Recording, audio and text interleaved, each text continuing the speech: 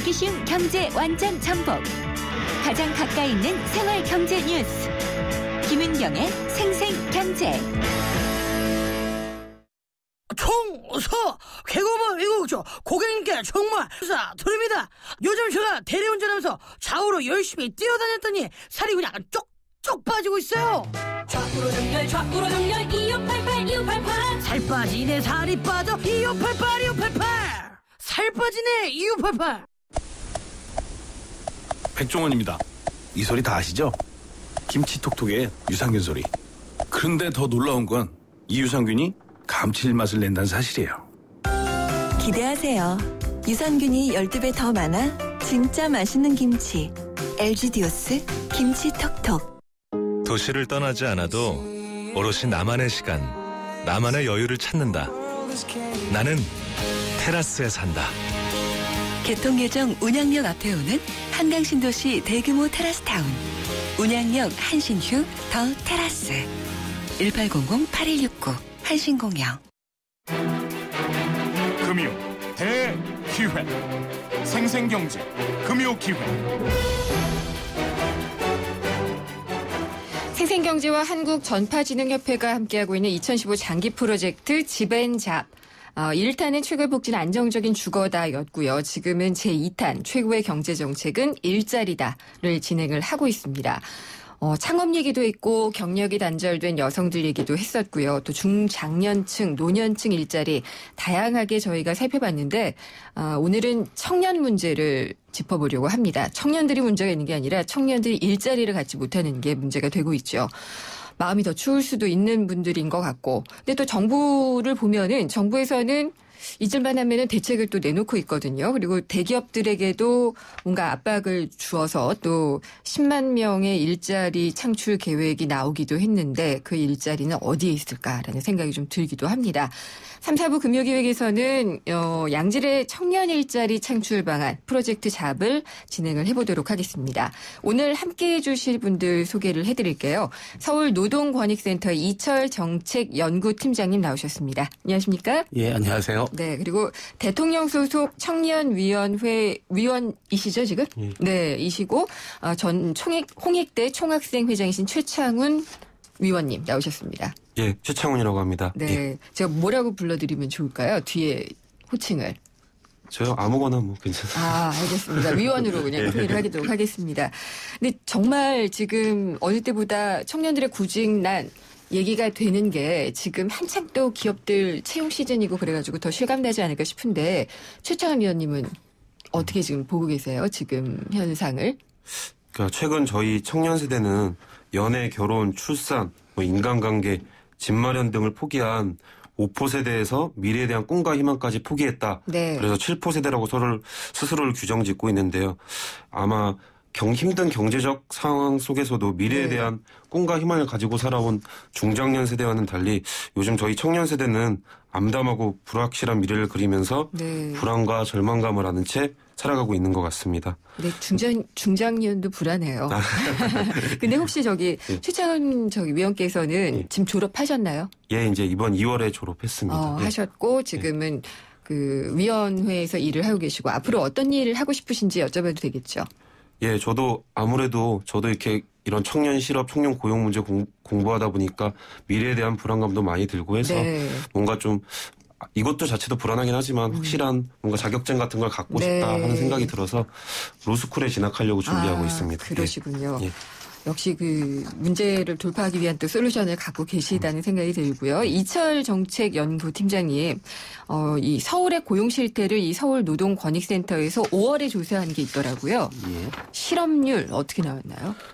저희가 그 청년 실질 실업률을 추정을 했는데요. 전국 데이터를 바탕으로 해서 전국의 청년 실질 실업률을 추정한 걸로 따지면 약 173만 명, 약 30.9% 정도가 실질 실업 상태에 있다라고 보고 30.9%요? 예. 서울 같은 경우에는 2014년도 기준으로 해서 청년 실질 실업률 추정치가 31.8% 정도 나왔습니다. 청년 실업률에 비해서 약 3배 정도 높은 그럼요. 것으로 이렇게 나오고 조사됐습니다. 그리고 이렇게 되면은 3명 중에 1명 정도는 실업 상태라는 게 되잖아요. 근데 이게 정부에서 얘기하는 것보다는 조금 높아 보여서 어떻게 추정되는지를 좀 여쭤볼게요. 현재 지금 실업률 내는 통계 자체가 좀 갖고 있는 문제점이 있습니다. 그러니까 명목 실업률 자체는 경제활동 인구 중에 실업자의 비율을 내기 때문에, 그러니까 취업자하고 실업자 분의 실업자 이렇게 되기 때문에 비경활에 있는 사람들이 많이 빠지게 돼 있습니다. 그러니까 비경제활동. 그래서 비경제활동한 인구에 있는 사람들 중에 상당수가 사실은 취업을 원하거나 구직을 위해서 여러 가지 활동하는 분들도 있고 구직 단연자도 있고 그 당시 쉬었다라고 답했던 분들도 있습니다. 근데 그런 분들 중에 사실상 예를 들어서 학생이 아르바이트를 했다. 그러면 그 사람은 수입이 생기기 때문에 그 조사 시점에서 취업자로 들어가는 거죠. 근데 사실상 그 학생 같은 경우는 실업자로 보는 것이 맞지 않겠느냐. 뭐 이런 차이가 조금 발생합니다. 근로시간도 더 일정하게 많이 되는 일자리를 갖고자 할 거니까 그렇게 보시는군요. 지금 그러면은 청년 체감 실업률이 거의 뭐 서울이나 지금 전국으로는 30%대라고 하는데 최차원 의원도 이 정도 된다고 느끼시나요? 그러니까 제가 알기로는 정부의 공식 실업률도 외환위기 이후에 지금 최악의 상황인 것 같거든요. 근데 저도 주변 선후배 얘기 들어보거나 이제 저희 청년 세대들 얘기 들어보면 실질 공식 실업률보다 훨씬 실질적인 실업률은 높다고 생각됩니다. 그래서 이걸 대학생의 입장에서 한번 바라보면 이제 대학생 청년 실업에 있어서 졸업 논문이나 영어 성적 같은 거 제출하지 않아서 졸업이 아닌 수료 상태로 남아있는 학생들을 주로 졸업 유예생이라고 하거든요. 근데 이런 졸업 유예생들이 아무래도 취업을 준비하고 스펙을 쌓는데 이제 여러 시간들을 보내고 하는데 이게 최근에 알아보니까 첫 취업에 소요되는 기간이 11.6개월이라 그러더라고요. 1년이네요. 거의 1년 넘게 걸리는 건데 실질적으로 보면. 근데 이런 졸업 유예생들조차도 이제 실업률에 산정이 안 되기 때문에 이게 그리고 휴학생도 굉장히 많고 휴학생도 2007년에 비해서 2014년 기준으로 43만 8천 명인데 한 2배 가까이 증가했거든요. 그래서 이런 휴학생이나 졸업 유예생들이 실업률에 산정이 안 되다 보니까 실질 실업률은 훨씬 더 높을 수밖에 없다. 이렇게 생각이 듭니다. 같게 보시는 거네요. 정부도 사실 이제 이 문제 때문에 고용 보조 지표라는 것을 만들어 가지고 사실 ILO에서도 2014년도에 요거를 이제 고용 보조 지표라는 걸 만들었고 그거를 이제 반영을 해서 고용 보조 지표를 1, 2, 3 세 가지 종류를 이렇게 해서 아까 말씀드린 아르바이트 단기 근로를 하지만 재취업을 원하는 사람이라든지 구직 활동 안 했을 뿐인데 일자리를 원하는 사람, 구직 활동을 했는데 육아 등으로 당장 시작하지 못하는 사람들 이런 사람들은 이제 포괄해서 실업률 안에 집어넣어서 실질 실업률을 추계하고 있습니다. 그렇군요. 근데 최차원 의원께 다시 한번 좀 여쭤볼게요. 현재를 좀 알고 싶어서 자꾸 현상에 대한 이야기를 여쭤보는 것 같은데 그럼 아까 한 11점 몇 개월 동안 준비하는 동안 어떤 스펙들 쌓고 어떻게 준비들 해요? 그러니까 요즘에 보통 뭐 9대 스펙이라고 많이 하는데요. 9대? 뭐 말씀드린 자격증, 학점, 뭐 어학 점수, 봉사 등 같은 대외 활동, 그리고 학벌이나 인턴 경험, 어학연수 등의 해외 경험, 그리고 공모전 입상, 그리고 심지어는 외모, 성형까지 스펙이라고 해서 이런 9대 스펙을 쌓는데 1년보다 사실 실질적으로는 더 걸린다고 볼 수 있는 것 같아요. 그렇겠죠. 저는 처음 못할 것 같아요. 이철 박사님도 그렇지 않으세요? 너무 어려운 상황이죠. 너무 어렵죠. 근데 아까 말씀하신 중에 이런 분들은요. 그러면 취업을 포기한 사람들. 또 이제 니트족이라고 하나요? 이 사람들은 어떻게 통계에 들어가 있나요? 그것도 이제 비경제 활동에서 구직 단연자나 그런 사람도 빠져 있고 사실 그 니트족 같은 경우는 아예 빠져 있는 경우가 있는데 이제 그런 부분들도 사실상 이제 요즘은 다시 통계적으로 한번 추계를 하고 그 규모를 산정하고 있습니다. 그렇군요. 근데 최근에는 그래서 뭐 신문에서 써가지고 좀 무리가 됐는데 잉여라는 표현으로 써가지고 이런 니트족들을 약간 좀 비하했달까요? 그런 좀 논란도 있었잖아요. 근데 너무 어려우니까 취업을 포기하는 거 아닌가요, 박사님?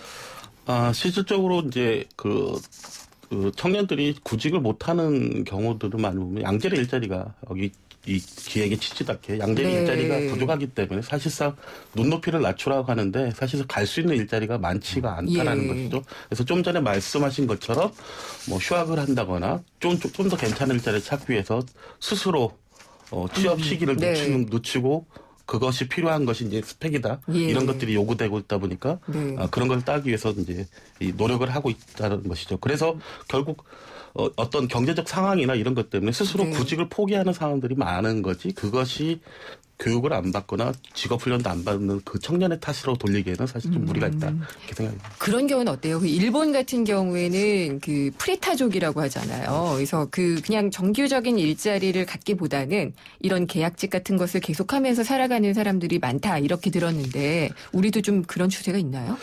뭐 일본과 비슷하게 좀 늘어나고는 있다고 하지만 사실 이제 그렇지만 괜찮은 일자리에 대한 욕망은 누구나 다 있는 것이고 네. 그다음에 우리나라처럼 또 사회 안전망이 그렇게 많이 없는 상태에서 생애 곡선을 기준으로 봤을 때 네. 젊은 시절 때 사실 노동시장에서 낮은 일자리로 들어가면 사실 노인의 빈곤으로 계속 이어지는 문제가 네. 심각하기 때문에 네. 사실 이제 미래의 일을 위해서도 사실 청년 고용 문제나 이런 것들 적극적으로 좀 네. 또 정부에서 접근을 해야 한다는 생각입니다. 알겠습니다. 또 구체적인 얘기들을 4부에서 좀 이어갈까 하는데요. 지금 김윤경의 생생경제 3부 2015 장기 프로젝트 집앤잡 제2탄 최고의 경책은 일자리다. 심층기획으로 양질의 청년 일자리 창출 방안을 이야기해보고 있습니다. 이철 서울노동권익센터 정책연구팀장님 그리고 최창은 전 홍익대 총학생 회장님과 함께 하고 있습니다. 4부로 이어가겠는데요. 계속해서 토론하도록 하겠습니다. 찬바람이 부는 요즘 건설 현장에서의 안전점검 이상 없으신가요? 건설 현장은 높은 곳에서 이루어지는 작업이 많고 날씨의 영향을 많이 받다 보니 크고 작은 재해가 끊이지 않고 있는데요. 특히 최근에는 외국인과 고령의 근로자들이 건설 현장에 많이 유입되면서 그 우려가 더 커지고 있습니다.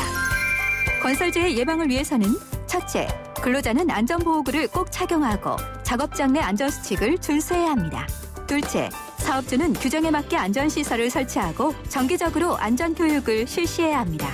YTN 라디오 스스로 산재예방 캠페인은 고용노동부와 안전보건공단이 함께합니다. 어려운 경제학은 가라. 귀에 쏙쏙 들어오는 김인경의 생생경제.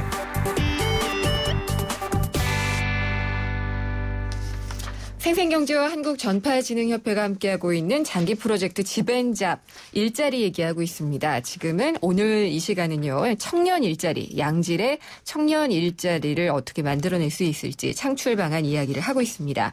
이철 서울노동권익센터 정책연구팀장님 그리고 최창은 전 홍익대 총학생 회장님과 함께 하고 있습니다. 제가 대통령 소속 청년위원회라고 했는데요. 대통령 직속 청년위원회가 맞습니다. 위원회에서는 어떤 얘기들 오가는지 살짝 들려주실 수 있나요? 예, 이제 저희 위원회에서는 예. 이제 전국의 대학들 돌아다니면서 네. 이제 청년들도 만나고 또 청년들 대상으로 여러 가지 설명회나 이제 간담회 같은 거 열면서 대학생들이나 청년들이 어떠한 생각을 가지고 있고 네. 일자리가 어떻게 개선됐으면 좋겠다. 이제 여러 가지 사회에 어떠한 점들이 나아졌으면 좋겠다. 이런 얘기들을 많이 하는 걸 듣고 이제 정부 이제 부처에게 그런 걸 전달하고 뭔가 대안을 제시하고 네. 이런 역할들을 주로 하고 있습니다. 서로 그러면은 잘 이해할 수 있도록 굉장히 중요한 역할을 하시는 거네요. 중간자 같은 역할을 하고 있습니다. 그리고 근데 청년 이 구직난이요. 일자리 없는 거는 제가 박사님께 여쭤볼게요. 이철 박사님께 여쭤볼 텐데 요즘 들어서 유난히 심해진 건가 아니면 차차 점진적으로 심해져 온 건가요? 외국의 경우나 우리나라의 경우나 사실 청년 고용 문제는 계속 있었던 거고요. 최근에 이제 좀 불거져 나오는 것은 아무래도 2007년부터 시작된 금융위기 이후에 사실상 경제 침체가 계속되면서 네. 경제 침체의 직격탄을 사실 취업에 취약한 청년들이 직접적으로 받아서 아무래도 이제 그런 부분이 네. 청년들의 실업을 좀 높이는 그런 효과가 있지 않나 생각합니다. 그러니까 기업들이 신규로 채용하는 것을 좀 꺼리게 됐다는 그런 그렇죠. 말씀이시네요. 그러면은 저 최창훈 위원님께 좀 여쭤볼게요. 그러면은 아까 9대 스펙을 얘기하셨잖아요. 예. 이거 거의 다들 갖추고 있나요? 많이들? 이게 뭐 어떤 기업에 취직하느냐에 따라서 조금씩 다르긴 하겠지만 대부분의 지금 80% 이상, 90% 이상 청년들이 대기업, 중견기업에 취직을 하고 싶어 하거든요. 근데 그런 대기업, 중견기업에 취업하자 하는 학생들은 이런 스펙을 모두 최소한 마련해야 되는 걸로 알고 있습니다. 그러면은 그 중에서 뽑히는 사람들은 뭐가 특출나서 뽑히는 걸까요? 그래서 그러니까 그런 예. 취업 선발 과정에 있어서도 공정성이나 이런 과정에 대해서 정확하게 지원자들이 잘 모르니까 네. 과거에 합격하는 것보다 어렵다, 뭐 로또다 이렇게까지 얘기가 나오고 있는 그렇죠. 실정인 것 같아요. 그나마 올해는 좀 신규 채용이 있는 것 같은데요, 이철 박사님. 네. 근데 역량을 갖춘 사람들을 원한다 그래요. 근데 역량이라는 거는 일단 어느 정도 일한 사람들이잖아요. 그렇죠. 그러니까 경력직 채용이라는 얘기가 결국 되는데, 근데 이 9대 스펙의 역량은 아니잖아요. 그렇죠. 예, 어떻게 해야 되나요? 근데 이거는 뭐 사회적인 부분에서도 좀 책임을 져야 하는 부분도 있고요. 공공 부분에서 좀 책임을 져야 한다. 다 아시다시피 청년층이 사실 경험이나 기술이나 숙련도가 떨어지는 것은 다 알고 있는 거고. 그렇죠. 그렇기 때문에 이제 그런 부분에 대해서 초반에 뭐 어떤 프로그램을 통해서든지 제도를 통해서 그거를 좀 보완해주고 채워주고 하는 역할을 해야 하는 것이고 네. 그거는 사회적으로 다 필요한 것이고 특히 정부 입장에서는 공공 부분에서 사실 그런 부분들을 좀 더 채워줘야 하는 부분들이 네. 있는 것이죠. 지금 그래서 뭐 노동개혁 얘기 나올 때 임금 피크제 뭐 이런 것들 도입을 해서 정년 연장을 해주면서 그분들도 채용을 하지만 돈을 좀 아껴서 신규 일자리를 만들자 이런 얘기를 하잖아요. 예. 그 취지는 맞나요? 방향은? 논란은 좀 되고 있습니다. 예. 사실 이제 그 임금 피크제의 원래의 목적 자체하고 또 그다음에 정년의 문제하고는 사실 별개의 문제인데 네. 갑자기 이제 노동개혁 얘기가 나오면서 임금 피크제를 통하면 네. 고령자의 고용도 안정시키고 청년들의 네. 그것도 하는 일자리도 창출한다. 예. 이런 식으로 좀 연계가 돼서 나오긴 했는데 사실은 좀 별개 사안이라고 좀 보고 있고요. 별개라고 보시는 예. 건가요? 예. 왜냐하면 사실 이제 많은 연구 결과에서 고령자 일자리하고 청년 일자리를 대체 관계라고 보지는 않고 있거든요. 그래서 이제 임금 피크제라는 것은 어찌 보면 그런 고령자의 고용을 안정시키는 게 주 목적이고 네. 그 속에서 이제 보완적으로 어떤 것들을 할 수 있다라고 좀 봤던 것인데 이제 그거를 완전히 대체 관계로 네. 좀 사고하다 보니까 마치 고령자가 고용을 유지하는 것이 예. 청년들의 일자리를 뺏는 것처럼 인식을 하는 것이 기본적으로 깔려 있다 보니까 그런 얘기가 나오는데요.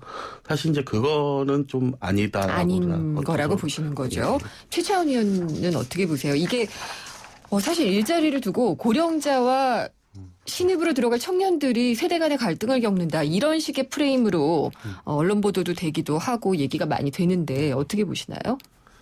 그러니까 우선적으로 말씀하신 것처럼 임금 피크제 자체가 예. 청년 이런 실업 문제 해결하는데 근본적인 해결책은 아니라는 것을 청년들도 알고 있는데요. 네. 다만 이제 60세 정년 연장이 의무화되면서 이제 인건비 부담이 늘어나는데 그런 인건비 부담 절감하기 위해서 기업에서 청년층을 신규 채용을 줄이고 네. 기간제나 파견 용역과 같은 비정규직 근로자로 뽑는 게 아닌가 하는 걱정과 우려들이 청년들이 굉장히 많거든요. 네. 그래서 이런 임금 피크제 자체가 저희는 이제 청년 세대들은 우리가 뭐 아버지 세대들의 이제 일자리를 예. 뺏어오겠다 이런 개념이 아니라 실질적으로 청년 세대들이 등록금이나 뭐 주거비, 네. 생활비 등 이런 것들을 대부분 아버지 세대에게, 그러니까 중장년 세대에게 이제 도움받고 있는 상황이거든요.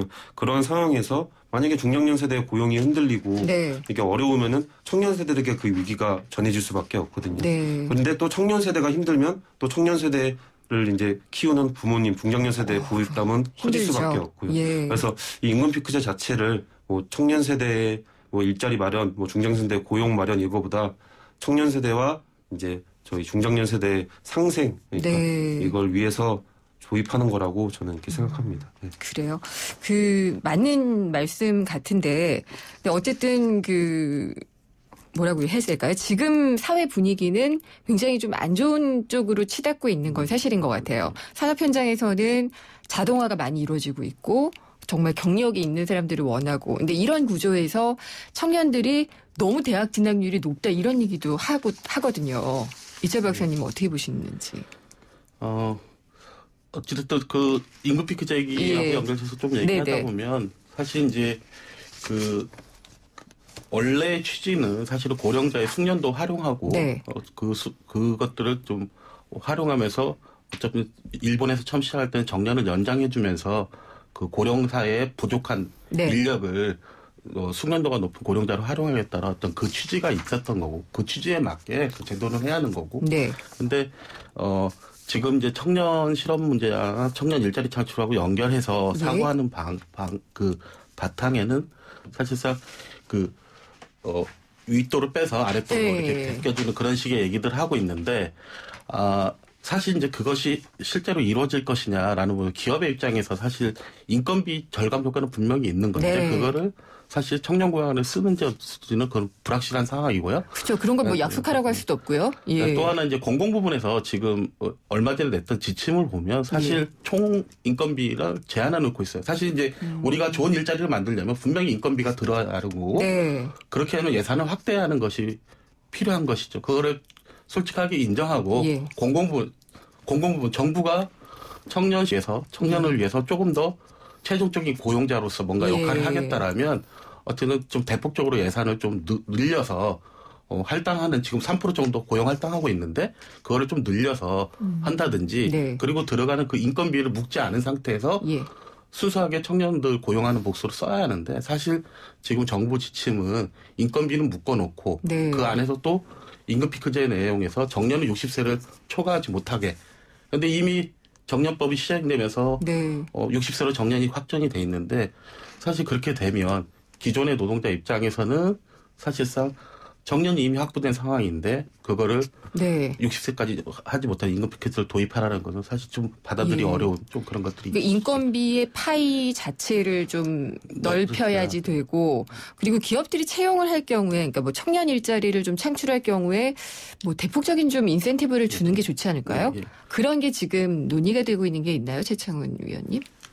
제가 알기로는 이제 청년들을 이제 어느 네. 정도 일정 비율 이상 고용한 대기업까지는 아니어도 중소기업 이상에서는 일종의 이제 세제나 여러 가지 지원금 같은 인센티브가 있는 걸로 알고 있고요. 이제 고용노동부 이제 공무원들 분들 만나봐도 네. 이러한 인센티브나 취업에 관련된 이제 세제 혜택들 같은 것들을 예. 앞으로 늘려나가겠다. 그리고 청년 고용 촉진 특별법상의 청년 고용 의무제 공공기관 네. 그런 부분들도 확대해서 조금의 실업 이런 문제를 해결하겠다고 하는 게 예. 정부의 입장인데 아직까지 부족한 점이 많은 건 사실인 것 같습니다. 그렇군요. 그리고 이게 시간 선택제 일자리라는 게 나왔잖아요. 이번 정부 들어서 나왔는데 이게 경력 단절 여성들이나 뭐 고령층을 위해서 하겠다고 하지만 사실 이 시간 선택제 일자리에 청년이 들어가고 싶은 유혹을 느끼는 것도 사실인 것 같아요. 당장이라도 취업할 수 있고 정규직과 비슷한 대우를 해주잖아요. 그러니까 일종의 묻지마 취업이 될 가능성이 높죠. 그러니까요. 예. 그렇게 되면 정부 입장에서 그렇게 하면 고용률 자체는 조금씩 올라가죠. 예. 수치상 계산은 좀 되겠지만 좀 문제가 있다는 거죠. 예를 들어 청년 창업 같은 것도 마찬가지인데 네. 사실 이제 그런 거를 통해서 간접적으로 고용률 수치를 높일 수는 있지만 그것이 정말 안정적이고 좋은 일자리가 될 것이냐 네. 또 따져야 할 문제가 계속 남아있는 또 관련해서 한 가지 네. 이게 정부에서 단기적인 일자리 대책에 너무 많은 이제 힘과 예산을 쏟는 것 같아서 그런 점이 아쉬운데 네. 제가 알아보니까 2003년도부터 2012년도까지 정부에서 단기 일자리 예산으로 쓴 게 2조 3천억 정도더라고요. 그럼 매년 거의 2천억 이상이 2,300억 정도가 이제 단기 일자리 이제 마련하는 데 쓰인 네. 건데 계속 이제 우리나라 제도 자체가 대통령제다 보니까 단기적인 대책을 통해서 당장 실업률 낮추고 고용률 네. 높이는 게 중요하긴 한데 계속 그런 식으로 진행되다 보니까 근본적인 노동시장 이중구조 문제라든지 네. 교육 미스매칭 문제라든지 이런 근본적인 문제가 해결이 안 되는 것 같아서 계속 이런 식으로 가다 보면은 실업 문제가 청년 문제가 계속 심해지는 것 아닌가 걱정이 많이 예, 듭니다. 그러니까 5년짜리 정책을 내놓지 말고 좀 중장기적으로 그러니까 구조적이고 근본적인 대책이 필요하다는 그런 말씀이신 것 같아요. 정말 그러면 좋겠다는 생각이 들어요. 다른 경제 정책도 다 마찬가지고요. 근데 청년들이 제가 어제 본 기사였는데 그제는 이제 수저 계급론에 대한 기사를 봤고요. 어제는 주간지에 난 기사를 봤는데 노량진 공시족들 얘기를 했어요. 근데 이게 마치 너희들은 왜 크게 노력할 생각을 안 하고 안정적인 데만 가려고 하느냐라고 얘기하는 것에 대한 반론 같은 그런 기사였거든요. 요즘 청년들 진짜로 공시족들이 많은지 그리고 또 뭐라고 해야지 될까요? 헬조선이라고 비웃는 이런 단어를 쓰는 사람들은 뭐 말하자면 노력을 안 하는 사람들인지 어떻게 보시나요? 이게 보니까 매년 중등교육기관에서 53만 명에서 55만 명 정도 이제 배출이 되더라고요. 네. 졸업자들이. 근데 19만 명이 공무원 시험에 응시하고 있더라고요. 구급 공무원 시험에. 그래서 정말 많네요. 네, 경쟁률이 53대 1 정도. 예. 그래서 노량진에 뭐 공무원 시험 준비하는 학생들도 많고 이런데 네.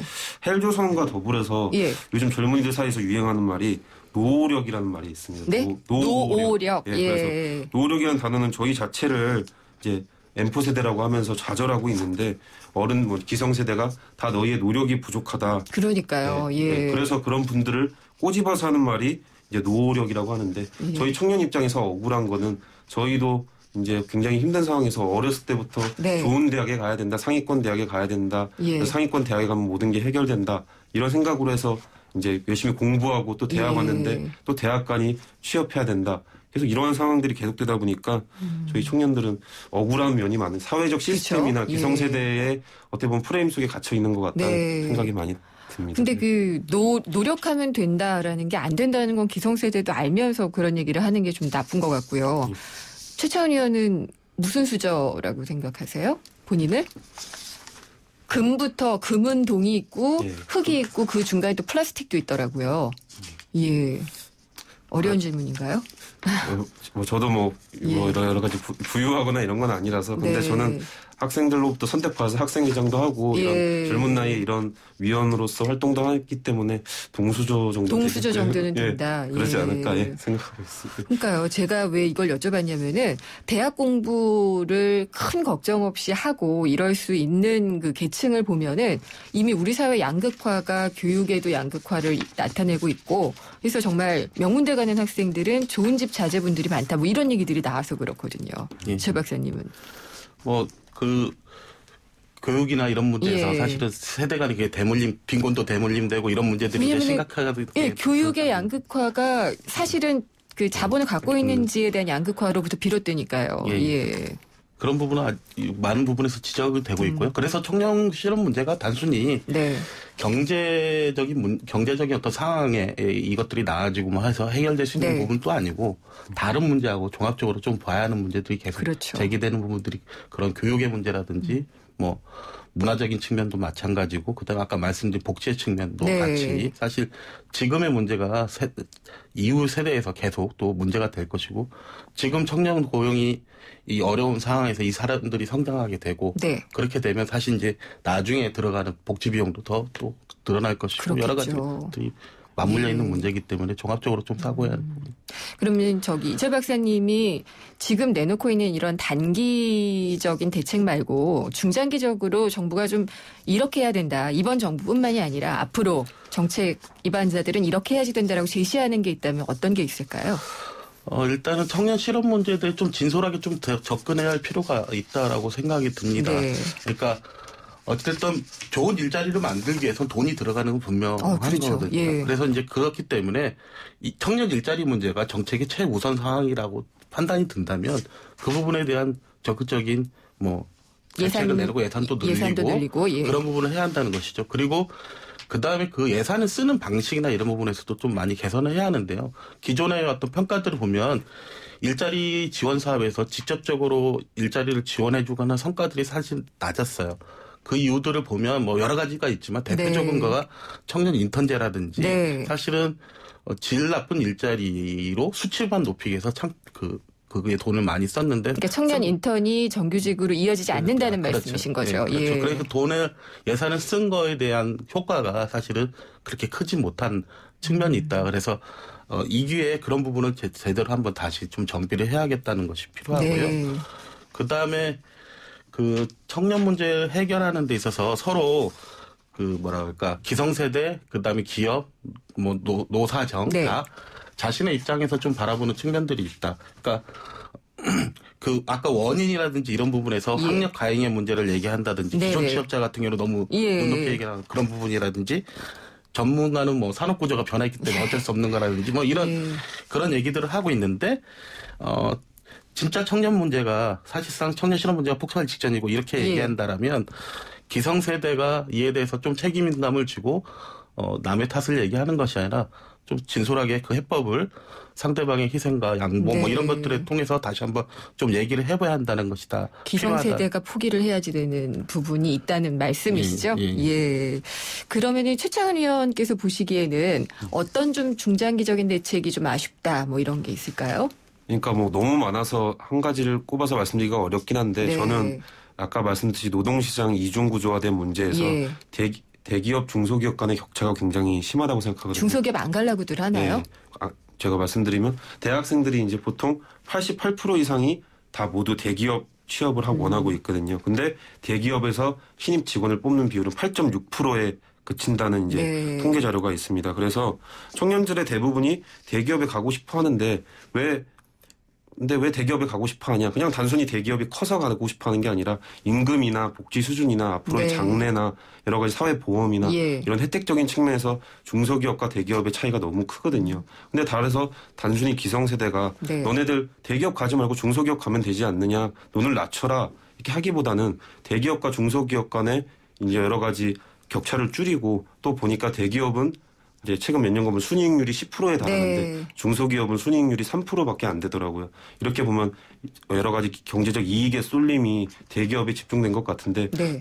예전 정부에 있었던 동반성장위원회나 예. 그래서 대기업과 중소기업이 상생 발전하고 뭔가 그러한 이익이 공유될 수 있고 그 이런 일자리의 혜택이 예. 이제 청년들에게 올 수 있도록 하는 게 여러 가지 문제 중에서도 되게 중장기적으로 우리 정부나 사회가 해나가야 될 문제가 아닌가 이런 생각을 가지고 있습니다. 두 분 얘기를 들으니까 진짜 목까지 찼다는 생각이 좀 많이 들어요. 이제 정말 그래서 숨통을 조여오는 문제가 청년들의 일자리 문제가 아닌가 싶은데 중소기업 가라고 하는 것이 대책은 아닐 것이고 기성세대가 또 포기하는 것도 쉽지는 않을 것이고 당장은 일단은 보이는 손인 정부가 좀 역할을 해야겠죠 아무래도요. 예, 정부가 아무래도 저는 아까 말한 정부가 할 수 있는 역할은 분명히 좀 있기 때문에 눈에 아까 공공 부분에서 늘릴 수 있는 거는 늘리는 역할을 충분히 하면 되는 거고 공공 부문의 양질의 일자리. 그렇죠. 그러면 OECD 기준을 보더라도 우리가 공공 부문의 일자리 그 차지하는 비중이 그렇게 높지 않습니다. 그래서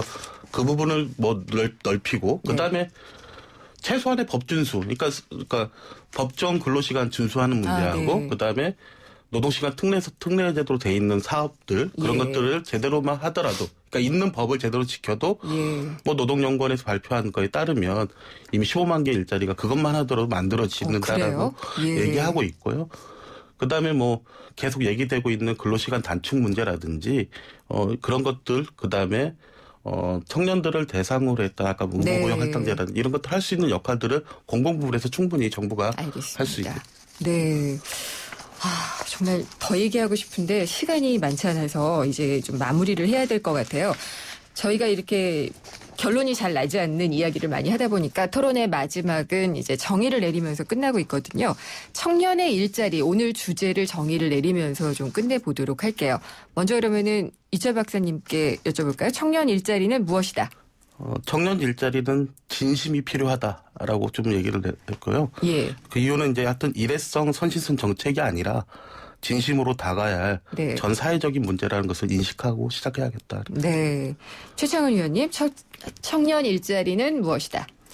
저는 청년 일자리는 국가의 미래에 대한 투자다라고 말씀드리고 싶은데요.